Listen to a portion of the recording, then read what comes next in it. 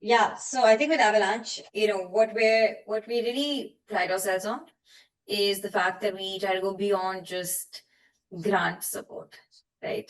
So yes, of course, for builders there may be grants, there might be investments, but what we really want to go beyond is actually provide them with other support, right? Whether that's tech support.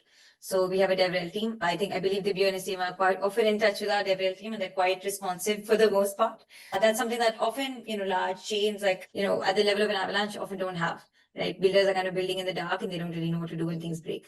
The second is actually providing ecosystem support. So I think this is quite important, right? I think, for example, we recently wanted to connect with a team called Avalanche, right? So we help facilitate that. So if there's any point where they want to raise funds, right, what we do is we actually have a dedicated person on our team now, Brian, who looks at just helping our ecosystem projects fundraise, right? So his entire job is helping a project like Turf that has an incredible product and like has traction actually go to the right investors that we know would be passionate about his kind of project and helping support that process. So that's actually again a very, very hands-on thing, which I don't know if other ecosystems have. Some might have some of these. I'm not sure if anybody has all of these, right? In terms of looking at use cases, I think what's really cool about Avalanche is that there is no niche segment and there is no niche industry that it specifically appeals to the way that, for example, an other chain might. So some chains are like, oh, that's the gaming chain, right? Or that's the infra chain, or that's the DeFi chain. What we're seeing now is that because you can have your own chain and it could be anything, right? It could be the gaming chain, the DeFi chain, the infra chain, the turf chain. You're seeing all kinds of use cases. So it really depends on what are the narratives that are driving the market at that moment. And you'll see all of that on Avalanche, if not more.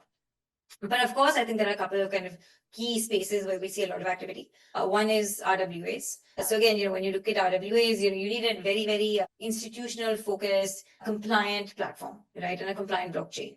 So Avalanche is very well suited specifically for something like the RWA kind of play, right? Whether that's land tokenization in Dantewada, whether that is putting all land records in Bergen County and all sales of real estate assets in Bergen County on chain, whether that's California DMV, right? You see RWA really winning. Gaming, again, it's something that needs very high throughput, very low latency, very quick like time to finality. So you see a lot of gaming, you see a lot of infra. So I would actually put maybe Turf in kind of AI planned or infra, right? So you're seeing a lot of infra, you're seeing a lot of AI. Again, because these are specific needs that people have, that very few products that are not everyone can address. So I think that's kind of what I'm seeing. It is everything. There's everything, but these are the ones that I really am excited about. These are what I see, and I believe that's kind of what we have.